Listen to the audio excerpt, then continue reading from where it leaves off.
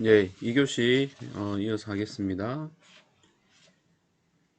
자, 1교시 마지막에 우리 TOS 질환을 봤는데요. 그 TOS 질환에서 이건 책에 없는 내용인데 요거 이제 추가적으로 TOS에 대한 운동법들입니다. 저기에 목갈비근에 스트레칭하는 방법, 페트랄리스의 스트레칭, 그 다음에 뒤에 있는 어깨 근육들의 스퀴즈, 이제 이 그 근력 강화 중에 하나의 방법이죠. 그리고 팔 벌려 벽에 붙이고 올리기 운동, 이것도 역시 그 공간에 대한 협소한 공간에 대한 압박과 이완을 주는 그런 운동법이 되겠습니다. 그 다음이 홀렉스 익스텐션이란 말은 이게 가슴 확장 근육이에요. 이렇게 해서 또 여기 가슴 쪽에 있는 즉 작은 가슴근, 이게 TOS와 연관 있는 근육들의 그냥 평 운동이 되겠고, 여기 이제 노젓기 운동인데요. 이건 이제 근력 강화의 어떤 하나의 운동이고, 이걸 통해서 이제 어깨 목의 즉 자세 교정에 효과적인 운동 중에 한 개입니다. 역시 마지막에 그 90도 정도 팔을 벌려서 이렇게 위로 하는, 이게 또 역시 뒤쪽에 있는 어깨 강화 운동 중에 한 개입니다. 그래서 이 그림은 이제 스트레칭과 그 다음에 어깨 강화 운동을 통해서 TOS의 자세 교정을 원활하게 하는 그런 그림들이 되겠습니다. 자, 그럼 TOS에 이어서 두 번째 어깨 질환으로 가보도록 하겠습니다.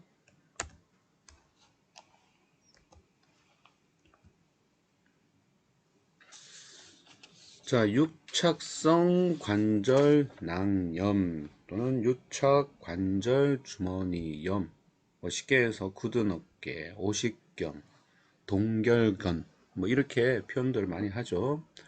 뭐 임상에서는 그냥 프로전 숄더라고 하는데, 이쪽에 나와 있는 용어는 우리가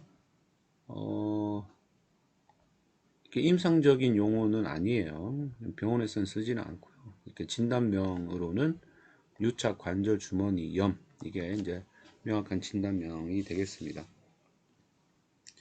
이 유착 관절 주머니 염은 굳은 어깨라는 용어도 이제 있는데, 일반적인 특징은 어깨 관절의 통증과 운동 제한을 동반하면서 이제 시간이 가면서 만성기로 가면서 어깨 관절 주위에 근육의 약화를 동반하는 질환입니다.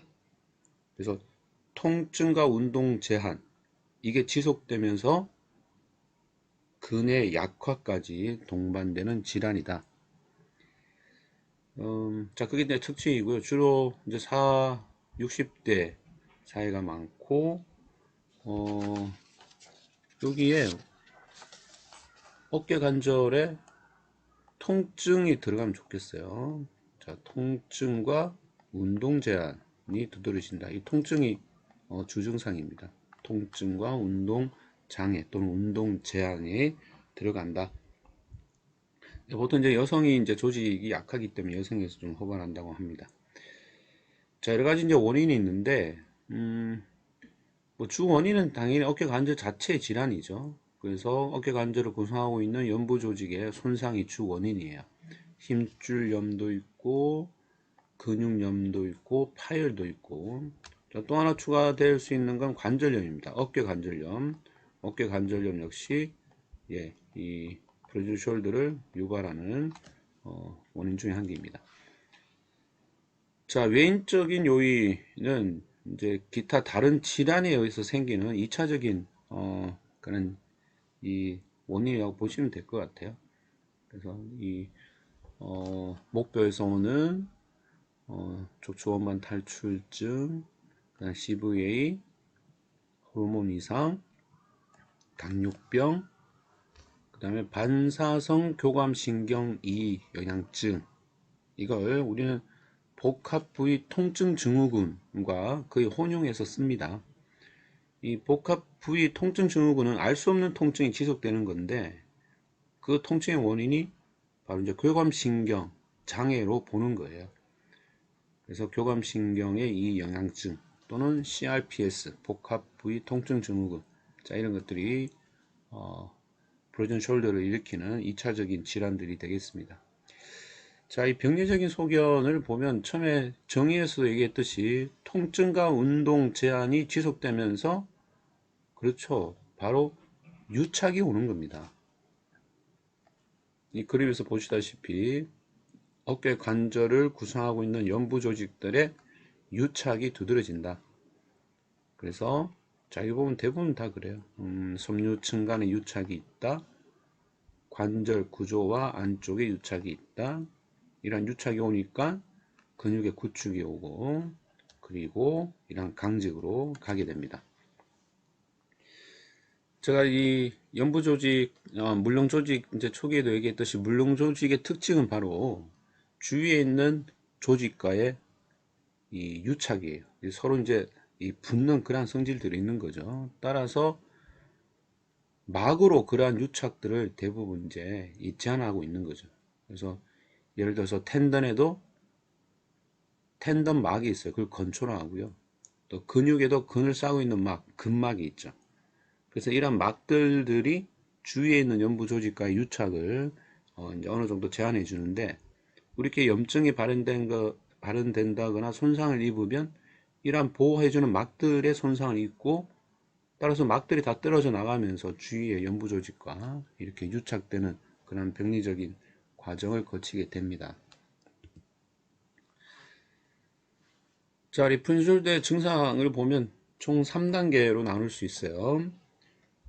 첫 번째가 이제 일단 급성기, 영어로 프리징이에요. 프리징.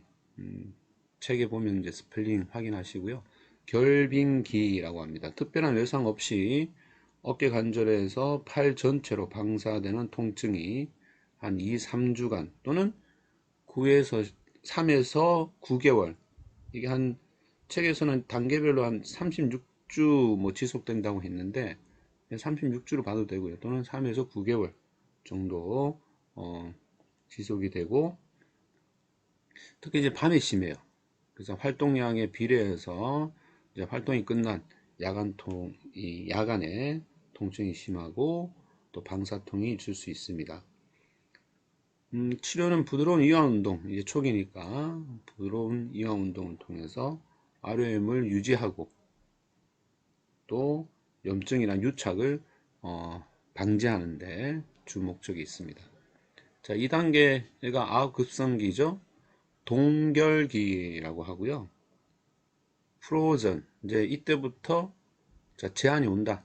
모든 범위에서 제한이 오는 그런 시기가 되겠습니다. 자, 휴식 시 통증은 보통 감소하는데 어깨 관절에서 모든 운동에 제한이 나타납니다. 그리고 통증은 운동할 때 나타납니다. 어깨 주위 근육의 어깨 세모근, 돌림근, 위팔 두 갈래근, 위팔 세 갈래근의 위축이 동반되고 4에서 한 12개월간 지속됩니다. 그래서 모든 운동 범위에서 이러한 제한이 오기 때문에 어떤 운동, 버팀 운동 집중적으로 시행을 해서 이러한 제한이 오는 그런 근육들 지속적으로 스트레칭, 신장 그러한 것들을 시켜주는 게 중요하다. 3단계 만성기에 해당되고요. 해빙기입니다. thawing, 해빙기. 이 시기는 운동 범위가 점차 회복되는 시기, 그리고 물리치료가 이제 집중적으로 실시되는 시기, 한 3에서 6개월 정도가 되는데, 따라서 자, 이 시기에는 유연성을 확보를 하고 덧붙여서 근력 강화, 그래서 단단하게 그 조직을 잡아주는 그런 운동이 필요합니다. 자, 이런 해빙기가 오면 되는데 해빙기를 이렇게까지 오지 않는 경우가 많죠. 그냥 이 동결기에서 끝나는 거예요. 왜? 자, 이러한 치료 이런 것들이 부족하면 동결기에서 멈춰버린다. 이 동결기에서 멈춰버리면 어떻게 돼요? 모든 범위의 운동 제한이 그냥 계속 지속되는 거죠. 그래서 한 3단계로 나누어지고요. 일반적으로 이 프로전 숄더는 발병 3개월까지, 발병 3개월까지 통증이 아주 심하게 나타나요. 그리고 그리고 나서 4개월부터 어느 정도 통증이 완화되고 관절의 강직 등이 일어나서 운동장애, 근육증이 나타납니다. 보통 이게 자발적으로 회복되는 그런 기간을 한 2년 정도 본다고 합니다. 그래서 관절 주머니의 종착 염증, 섬유화 현상, 그 다음에 활막 연골의 유착, 뭐 이런 것들이 계속 반복되면서 하나를 고치면 또 하나가 발생되고, 일단 상당히 오랜 기간 동안 이 3단계를 거치면서 회복되는 그런 질환이 되겠습니다. 자, 진단은 금방 얘기했던 증상들이 다 진단이겠죠. 어깨 관절의 통증, 강직, 야간통. 자, 특히 어떤 움직임에서 심할까? 벌림과 가쪽 돌림 시 심한 통증이 나타납니다. 이게 이제 특정 근육들이 어깨에 있는 그런 근육들에 의해서 나타나는 거고요. 보통 자, 이 뒤에 있는 요 그림이 있네요. 자, 벌리고 가쪽 돌림하고 했을 때 두드러진 통증이 나타납니다. 자, 그래서 이러한 통증을 토대로 해서 테스트가 바로 자, 이 그림에서 보는 그런 테스트인데요. 자, 이게 바로 기능 평가가 되겠고요. 기능 평가의 테스트 중에 아플레이 스크래치 테스트가 되겠습니다. 당연히 이제 업노멀한 걸 검사하는 거겠죠. 자, 반대편 앞어깨 긁기, 반대편 뒤 위쪽 등 긁기, 반대편 뒤 아래쪽 등 긁기, 뭐 이런 것들이 이 아플레이 스크래치 테스트가 되겠습니다. 크게 이제 두 가지 동작이 주 동작인데요. 먼저 머리 뒤로 반대쪽 어깨뼈 닿기, 첫 번째 그 동작이에요. 자, 이게 바로 벌림과 가쪽 돌림을 시행해서 통증의 유무를 확인하는 거고, 이 아까도 했지만 벌림과 가쪽 돌림은 우리가 로테이트 커프 머슬을 중심으로 해서 어깨 주위 근육들이 다 인볼브 될 수 있는 동작이에요. 따라서 이 벌림과 가쪽 돌림에서 심한 통증이 나타나고, 그 다음 또 하나 테스트 자세가 등 쪽에 있는 브래지어 닫기 테스트인데, 자, 이거는 몸과 안쪽 돌림입니다. 몸과 안쪽 돌림 자세를 통해서 테스트를 한다. 그래서 이 두 동작만으로도 어깨의 모든 그 동작들이 다 표현될 수 있죠.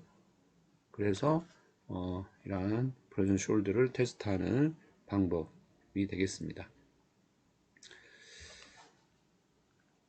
자, 치료 원칙은 우리가 급성기 때는 통증을 완화시키고 점진적으로 관절의 운동 기능을 회복하는 게 중요한 치료 원칙이 되겠어요. 그래서 이러한 것들 정연도수 치료, 운동 치료, 마사지, 모델리티, 자, 이런 게 일단은 통증 완화와 RM 회복을 위해서 하게 된다는 겁니다. 자, 밑에 요 그림은 바로 코드마이스 사이즈죠. 그래서 무게를 달고 할 수도 있고, 통증이 심하면 무게 없이 그냥 상지의 무게로 이렇게 펜들럼 엑서사이즈 하게 되겠습니다. 따라서 이제 중재 원칙은 급성기와 만성기로 나누어서 볼 수가 있고, 급성기는 금방 얘기했듯이 자, 통증을 완화하고 점진적으로 ROM을 회복하는데 주 목적이 되겠어요. 자, 그걸 위해서 초기에 당연히 냉치료하고 시간이 지나면 이제 온열 치료하는데, 특히 초음파, 자, 초음파는 진동을 통해서 조직에 흡수가 된다고 했습니다. 그래서 굳어 있는 조직, 단단한 조직을 진동을 통해서 어느 정도 파괴할 수 있는 그러한 기능을 하게 됩니다. 초음파 좋은 온열 치료가 되겠고요. 자, 야간통 아까 얘기를 했고, 특히 자, 어깨 관절 후방에 지지를 한다는 말은 어깨가 뒤쪽으로 처지면서 앞쪽 부위에 더 통증이 있을 수가 있어요. 따라서 어깨 무게를 이렇게 지지해주는 타올이나 베개 등을 어깨 후방부에 지지를 해준다. 따라서 어깨 무게를 덜어주고 또 안쪽 돌림을 덜어준다는 건 이제 안쪽 돌림을 유도한다는 말과 같겠죠. 그래서 뒤당김, 어깨의 뒤당김을 예방하는데 이렇게 베개나 지지 타올로 사용하면 되겠습니다. 자, 운동치료 초기에는 수동이나 신장운동, 그 다음에 능동보조운동, 능동운동으로 하게 되겠고, 초기, 금방 봤던 우리가 코드만 엑서사이즈를 통해서 관절의 운동성을 넓혀주는 게 좋은 운동법 중에 한 개입니다. 자, 순서는, 굽힌 펴부터 시작을 해서, 벌린 모음, 그 다음에 가쪽과 안쪽 돌림이 제일 마지막으로 시행을 합니다. 자, 초기에는 일단 굽힌 펴이다. 굽힌 펴을 초기 운동에서 시작을 해서 마지막은 돌림으로 마치게 되겠습니다. 자, 전형도수 치료는 우리가 통증, 급성기는 통증이니까 우리가 통증을 조절하는 단계가 보통 1단계, 2단계죠. 그래서 1, 2단계에서 시행을 하는데, 자, 여기에 견인이 들어가면 좋습니다. 왜 좋을까요? 그쵸, 유착이죠. 아까 유착된 곳들을 견인을 통해서 당김 치료를 통해서 좀 유착을 깨주는 그런 이제 효과를 주는 거고요. 자, 이렇게 해서 1, 2단계 관절 가동수를 통해서 통증이 어느 정도 감소가 되었다. 자, 그 다음에 하는 게 바로 글라이딩, 미끄러진 운동이 되겠습니다. 자, 그래서 이 뭐 방법은 다 거의 유사해요.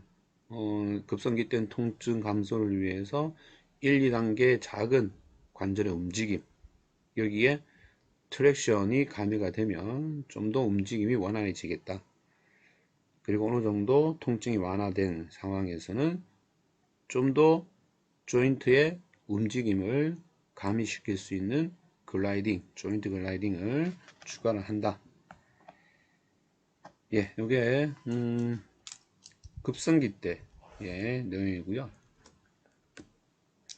자, 만성기는 자, 통증이 어느 정도 뭐 완화가 되었다 또는 완화가 되지 않더라도 이제는 통증을 조금 극복하면서 근의 약화를 막아줘야 돼요. 즉 근의 위축을 막는데 이 주안점을 둬야 됩니다. 그게 덧붙여서 당연히 유착을 깨트리는 그런 방법들도 가미가 돼야 된다. 즉, 자, 통증을 조절하면서 근위축을 방지하는 그런 원칙으로 적용을 한다. 뭐 근위축 방지하는 게 뭐예요? 당연히 근력 강화, 강화 운동이에요. 강화 운동. 그래서 강화 운동을 하되 우리가 조인트 몰리제이션이나 글라이딩 등을 같이 가미를 해서 유착을 깨트리면서 강화할 수 있는 운동 등을 우리가 적용을 시켜 봅니다. 자, 그래서 금방 얘기했던 운동 장애, 뭐 제한 같은 말이고요. 또 이 근의 위축, 약화에 대한 중재가 만성기 때는 중요하다. 또 하나, 유착을 깨트릴 수 있는 방법, 마사지나 조인트 글라이딩 중요한데, 자, 온열 치료와 함께 하면 더 좋다. 따라서 초음파 역시 유착을 깨트리는데 좋은 치료법이 되겠습니다. 운동 치료는 금방 얘기했던 근력 강화를 통해서 근위축을 예방하고 근위축을 막는데 주안점을 둔다. 자, 그렇게 하기 위해서 이 유착을 깨트리고 근 강화를 하기 위한 것, 뭐 여러 가지 테크닉이 있지만 여기서 대표적인 게 이제 PNF입니다. PNF는 뭐 알다시피 자, 관절을 움직이면서 저항을 줄 수 있어요. 따라서 움직임과 함께 근력 강화를 줄 수 있는 PNF 아주 좋은 운동치료법이 되겠습니다. 자, 그리고 근력 강화를 위해서 또 좋은 방법 중에 한 개는 안정화 운동이죠. 특히 이렇게 불안정 지지면에 대한 어깨 관절의 안정화 운동 역시 근력 강화를 시켜주는데 좋은 방법이 되겠고요.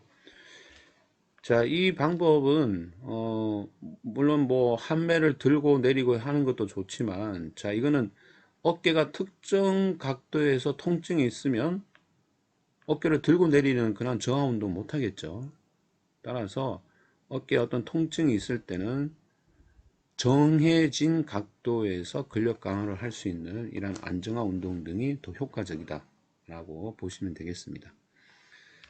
전인 도수 치료는 유차 어깨는 마사지 좋고요. 또 3, 4 이제 1, 2단계는 초기였고 3, 4단계는 통증이 감소되면 하는데 통증이 어느 정도 있어도 어쩔 수 없어요. 가야 돼. 이 가지 않으면 유착이 심해지기 때문에 ROM 회복을 할 수가 없죠. 그래서 통증을 조절하면서 뭐 그렇게 표현하는 게 더 좋을 것 같아요. 통증을 조절하면서 3, 4단계 관절 가동수를 통해서 ROM을 회복합니다. 자, 여기 보면 이제 치료용 벨트를 통해서 조인트 글라이딩과 함께 당김 치료를 글라이딩과 함께 하는 모습이에요. 그래서 당긴 치료와 글라이딩을 함께 적용한다. 자, 예방 관리는 자, 유착을 방지하는 게 가장 중요합니다. 뭐 치료사에 의해서 이렇게 치료를 했지만 집에 가서 또 움직이지 않으면 바로 유착이 오니까, 그래서 어깨 관절의 유착을 방지하기 위해서 이 운동이나 기능 장애 이런 것들을 줄이기 위한 자가 보조 관절 운동 등이 필수적이다. 그래서 자가 보조 관절 운동을 주로 하게 되고요. 덧붙여서 이제 유착을 방지하기 위한 버침 운동 등을 같이 해볼 수가 있습니다. 자, 예, 뭐 T 막대기, L 막대기 또는 세라밴드 버침 운동에 좋은 그런 방법들이에요. 예, 여기까지가 우리 유착 관절 주머니 여미입니다. 쉽게 해서 프로즌 숄더를 보았고요. 자, 이거는 책에 나오는 사진들입니다. 참고하셔서 보시고요. 초음파, 그다음에 냉치료, 그리고 자, 이거는 손가락을 이용해서 이렇게 어깨에 이제 힘이 없을 때 손가락 힘을 이용해서 어깨에 관절 운동을 시키는 숄더 레더입니다. 이 손가락 운동으로 보시는 분이 있는데 손가락 운동 뭐 되긴 되겠지만 주 효과는 예, 어깨 관절의 ROM이고요. 휠 운동, 그 다음에 오버헤드 풀리에 대해서 보고 있습니다. 자, 만성기록 할수록 이제 근력 강화, 안정이 필요하고요. 이렇게 해서 안정화 운동하는 걸 볼 수 있고, 특히 우리 아까도 얘기했듯이 초기에는 굽힘, 펴에서 시작해서 끝에는 뭐 그쵸, 돌림 운동으로 마무리합니다. 그래서 이 돌림 운동에 대한 근력 강화가 프로즌 숄더에서는 만성기 때 가장 중요한 근력 강화 운동이 되겠습니다. 예, 막대기를 이용한 ROM 운동 등을 보고 있습니다. 자, 세 번째, 돌림 근띠 증후군. 자, 우리가 돌림 근띠는 어깨 위 팔 관절을 지지하는 깊은 어깨 부위 근육 중에 하나 또는 둘 이상의 이 어깨부 인대가 염증이 있거나 또는 파열이 되어서 나타나는 질환이에요. 그래서 이제 돌림근띠 증후군은 일단 어깨 위팔 관절을 지지하는 물능 조직의 손상으로 인해서 나타나는 증후군이다. 이 로테이트 커프에 대한 이 내용들은 뭐 다 아시는 거죠. 그래서 로테이트 커프는 이 어깨 안정화 역할에 아주 중요한 그런 물렁 조직이고요. 자, 이 많은 리가멘트와 함께 이 네 가지 근육이 주로 돌림 근띠를 구성하고 있는 근육들입니다. 자, 서브스케플라리스, 그리고 수프라스피네투스, 그리고 인프라스피네투스, 그리고 테라스 마이너. 자, 이런 게 돌림 근띠를 구성하고 있는 연부 조직, 물렁 조직 근육이다. 자, 얘네들은 이제 원인을 좀 보겠습니다. 자, 주로 던지기 동작, 반복해서 사용하는 그런 스트레스, 그리고 긴장 외상, 그리고 퇴행성 변화, 자 이런 것들인데, 자 주로 이 원인을 일으키는 동작이 바로 던지기 동작입니다. 던지기. 그래서 위로 아래로, 위에서 아래로 이렇게 내려지는 동작에 의해서 주로 이 돌린 건띠의 손상이 일어난다. 하여튼 지나친 던지기 동작, 자 이게 주 원인일 수가 있습니다.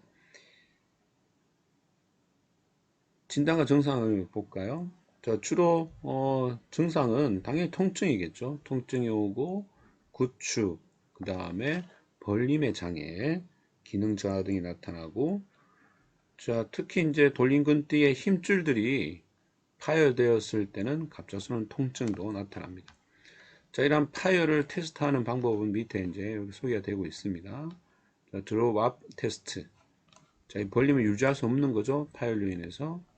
또 하나, 슈퍼스피니터스 테스트인데 이걸 empty can 테스트. 즉, 빈 깡통 테스트다. 자, 깡통에 물이 좀 있는 걸 버릴 때, 요런, 우리 안쪽 돌림을 시켜서, 벌림과 안쪽 돌림을 시켜서 버리는데, 자, 그런 모양에 대해서 검사자는 저항을 주고, 이에 대한, 통증이나 그런 힘의 조절들을 파악해 보는 게 바로 empty can 테스트다. 자, 그래서 파열 시에 일단 통증이 나타나고 유지할 수 없다는 것들을 우리가 파악해 볼 수가 있고요. 자, 그리고 자, 환측 팔꿈관절 90도 굽힘시킨 상태에서 팔을 가쪽 돌림 못한다. 즉, 가쪽 돌림에서의 통증이 두드러지게 나타납니다. 자, 이게 우리가 쉽게 빨리 돌림근띠 증후군을 테스트하는 방법, 이게 퀵 테스트 중에 한 개가 바로 이거예요. 자, 팔굽을 90도 굴곡시키고 팔을 어떻게 가쪽 돌림 시켜 봅니다. 이렇게 했을 때 통증이 손상 쪽에서 나타나면 1차적으로 이제 의심해 볼 수 있는 거고, 그 다음 뭐 이러한 테스트들이 이제 진행이 되면 되는 거죠. 그래서 6번은 퀵 테스트 중에 한 개다. 거 기억하시면 되겠고요. 자, 중재 원칙은 당연히 냉치료, 온열치료, 전기치료, 뭐 근력 강화 이렇게 나가게 되겠습니다. 우리가 냉치료를 하는 이유는 당연히 염증이에요. 염증과 통증을 감소시키고, 그리고 시간이 지나면서 순환 증진을 위해서 온치료 뭐 이런 것들로 적용시키면 되겠습니다. 자, 중재 원칙 금방 얘기했듯이 초기에는 염증과 통증 감소를 위해 한냉치료, 점진적으로 온열치료와 전기치료가 되겠고요. 자, 운동치료도 역시 초기에 시행을 합니다.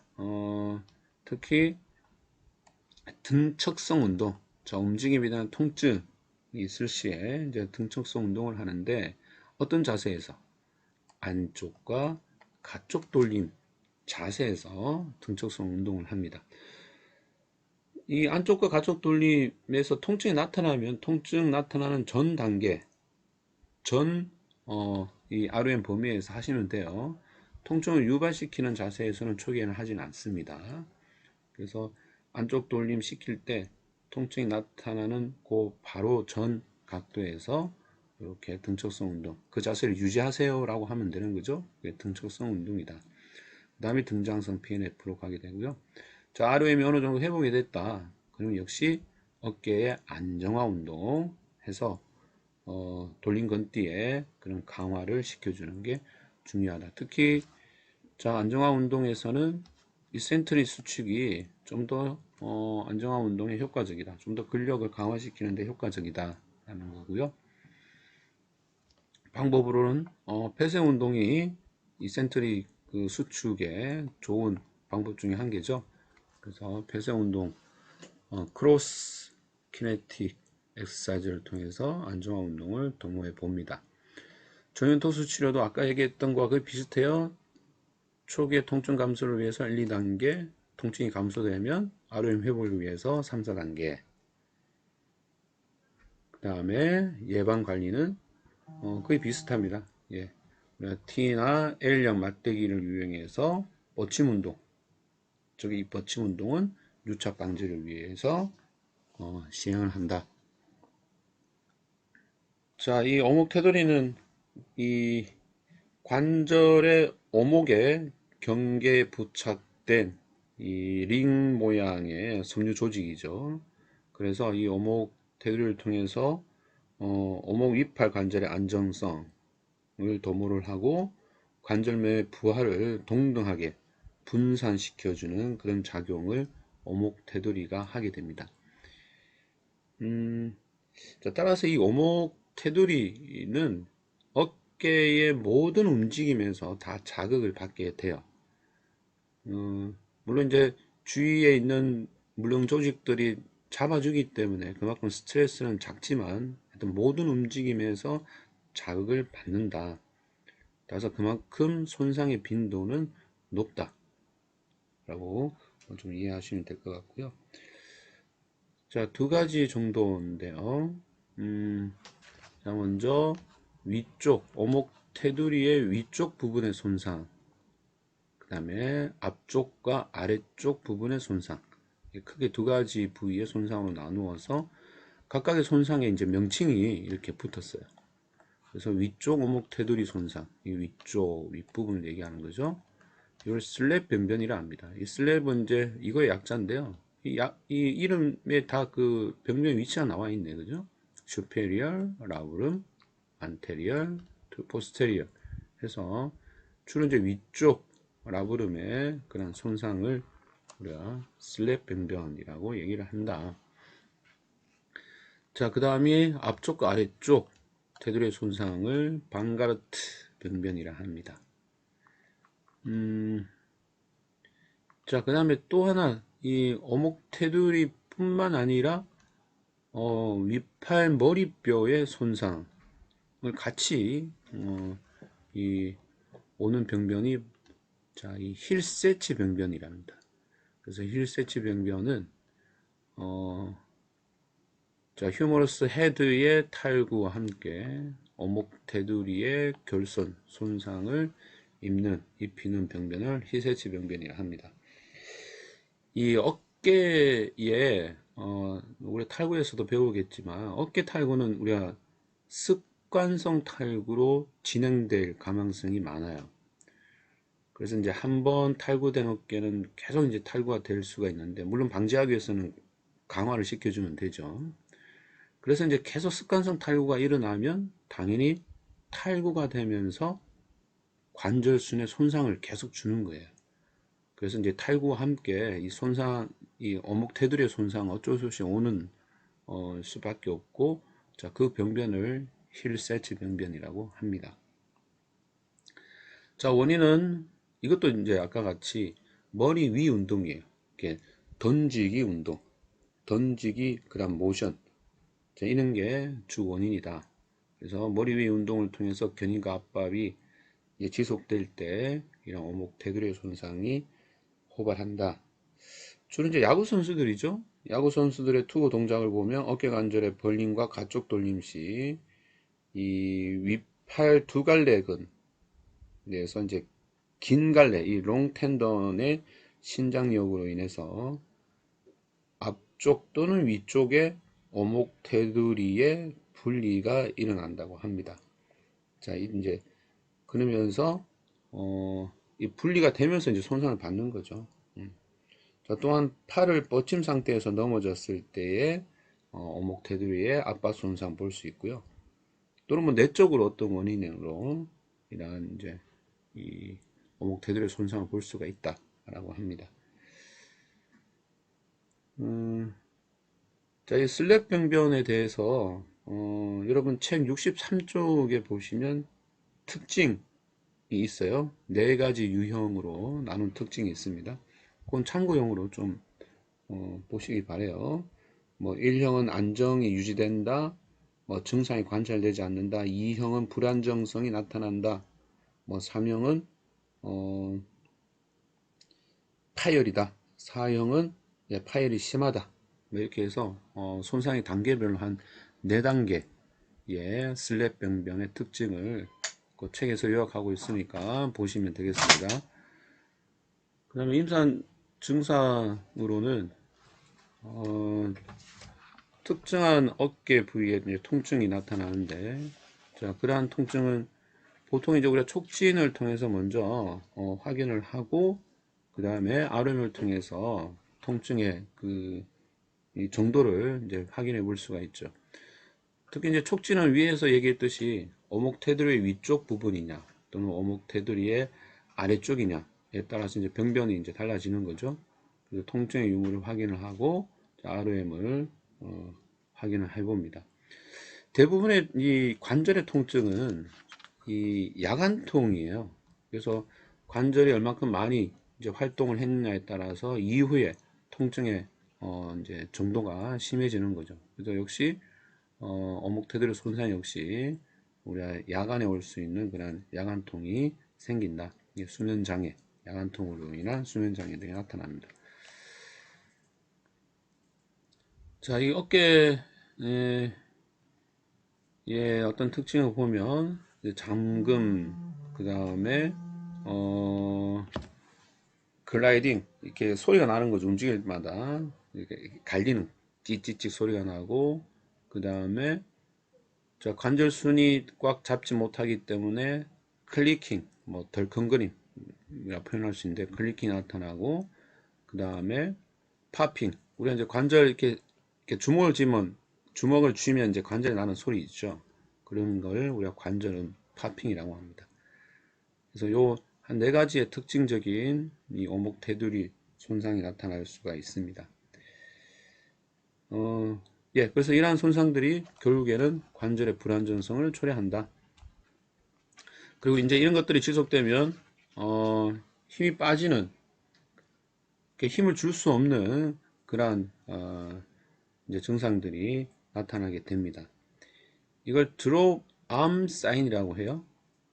그러니까 힘을 줄 수 없는 팔에 어떤 그런 이 증상이 나타나게 됩니다. 자, 테스트를 있는데요. 자, 먼저 능동 압박 검사, 이걸 오브라이언 테스트라고, 이게 아마 여러분 진단평가에 다 배웠던 거라 여기서 테스트는 그냥 언급만 하고 넘어가도록 할게요. 자, 오브라이언 테스트, 어깨 관절 90도 굽힘, 그리고 수평 모음 하고 팔을 안쪽 가쪽 돌림 시 이제 저항을 주는 거죠. 따라서 손바닥 이 프로네이션 시 통증이 올라가고 슈피네이션 시에 통증이 감소되는 걸 볼 수 있습니다. 이게 그래서 이 슈피네이션 시의 통증이 증가되면 우리가 이거를 양성으로 보면 되겠습니다. 자, 그 다음에 덜컹 검사, 클러크 테스트. 자, 밑에 사진이 있으니까 보시면 되고요. 어깨 아래에 손을 놓고 위로 밀면서 윗팔배 가쪽 또는 안쪽 돌림 시에 이제 이 어깨가 쑥 빠지는 듯한 그런 덜컹거림 또는 찍찍찍 이런 갈리는 소리가 나면 이거 역시 양성으로 할 수가 있습니다. 자, 또 하나가 앞쪽에 미끄러진 검사. 자, 요거는 일단 앞쪽 부분의 연부 조직의 그런 물렁 조직의 어떤 약화는 이게 이제 앞쪽으로 이제 이 밑팔뼈 머리가 앞쪽에 어떤 움직임이 증가된다는 거죠. 자, 자세는 이렇고요. 앞쪽이나 위쪽으로 이렇게 밀림을 통해서 미끄러진 검사를 테스트 해볼 수가 있고요. 그 다음이 크랭크 검사. 윗팔뼈를 압박하고 안쪽 돌림과 가쪽 돌림을 시켜서 이럴 때 통증이나 불편함을 호소를 하면 역시 양성으로 표현될 수가 있겠습니다.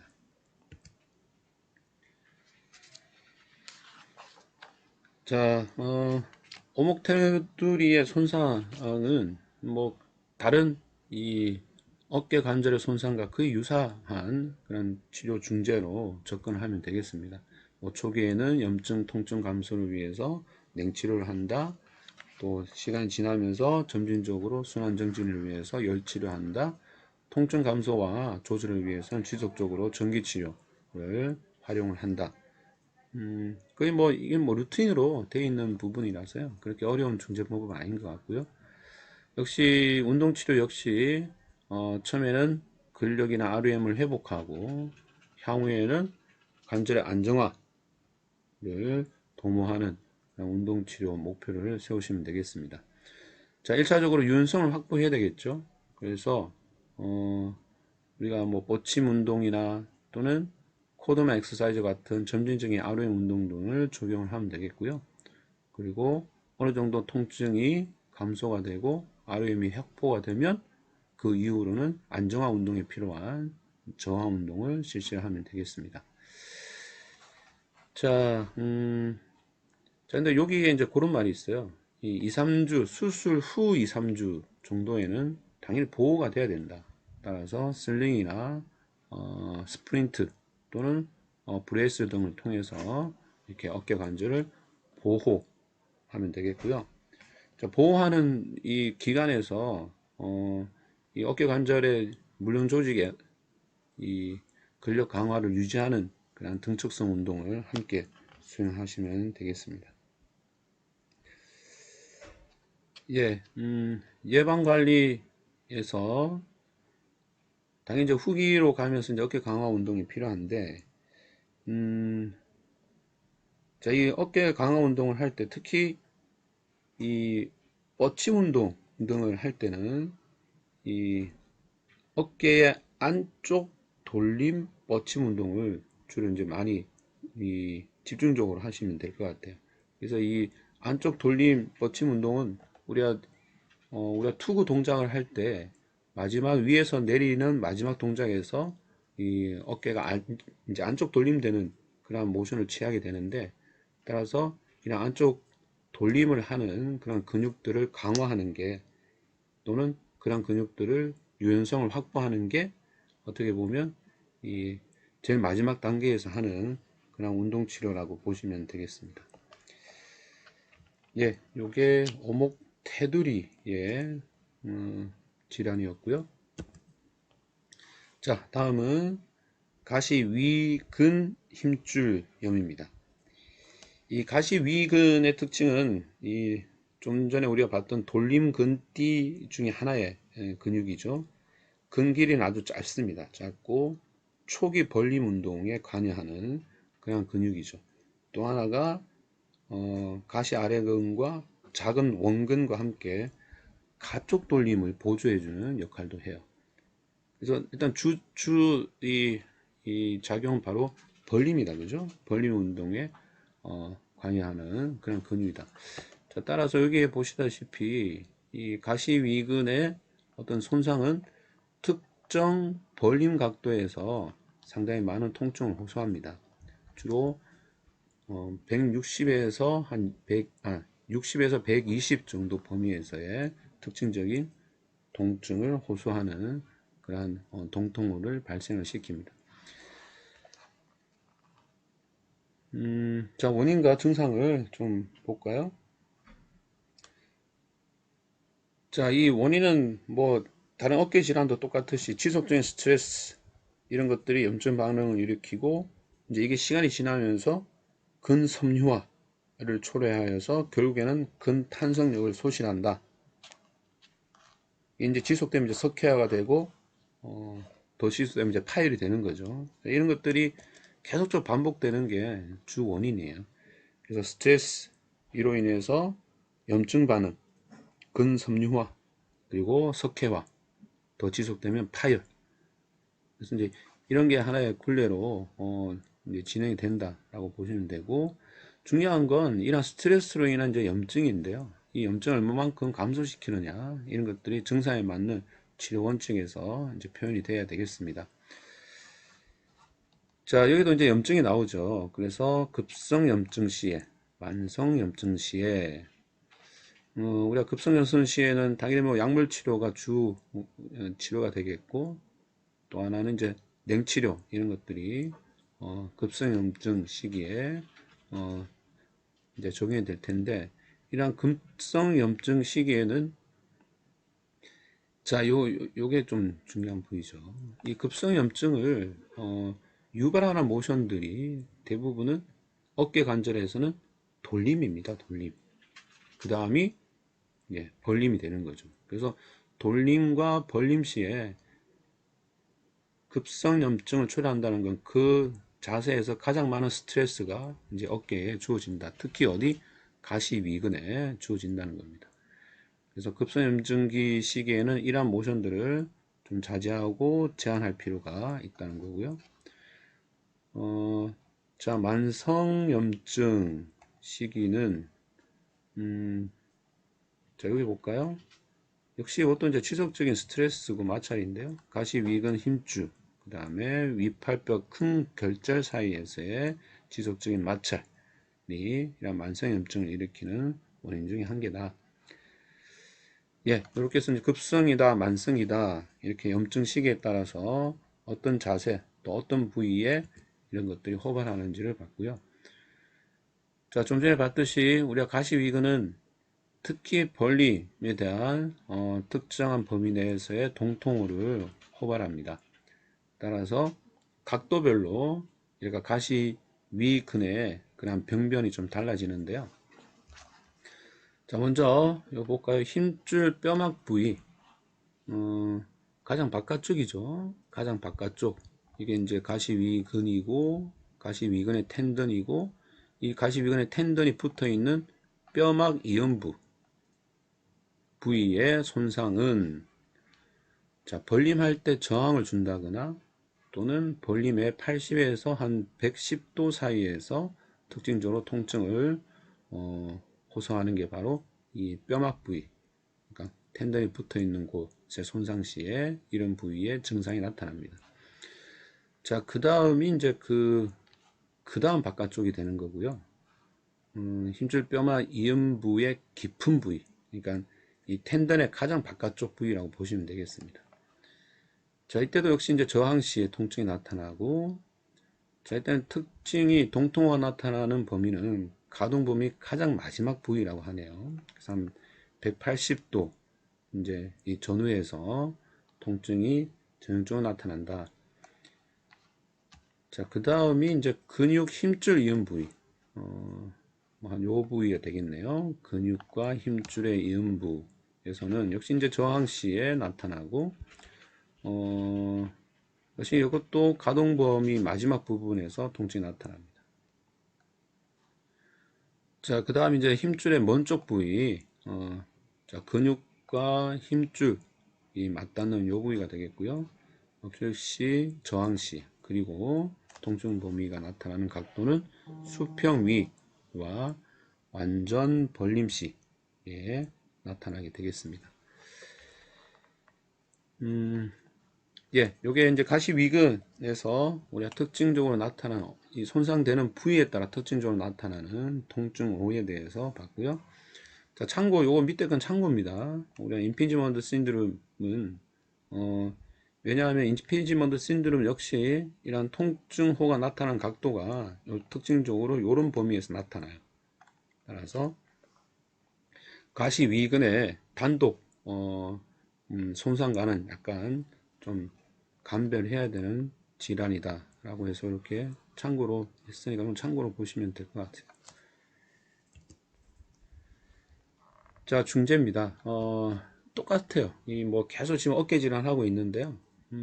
초기에 한능 치료, 뭐 이제 시간이 지나면서 온열 치료 통해서 순환 증진, 그리고 통증이 심할 초기에서는 고정을 해야 된다. 그죠?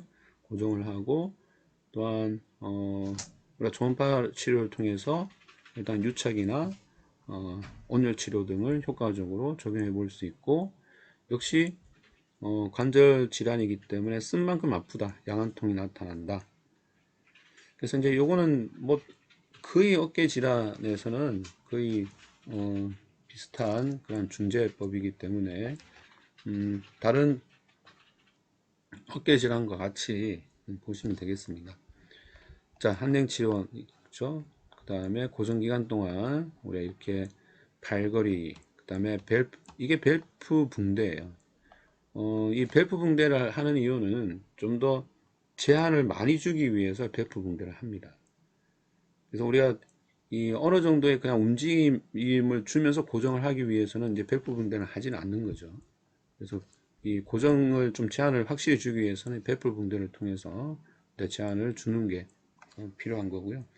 아마 이제 이 가시위근 힘줄염 같은 경우에는 단독 그런 근육의 한 근육의 단독 질환이기 때문에 아마 제한을 좀 더 줘서 그 근육에 대한 자극을 최소화시키기 위해 이렇게 제한을 많이 주는 배프 붕대를 활용을 합니다.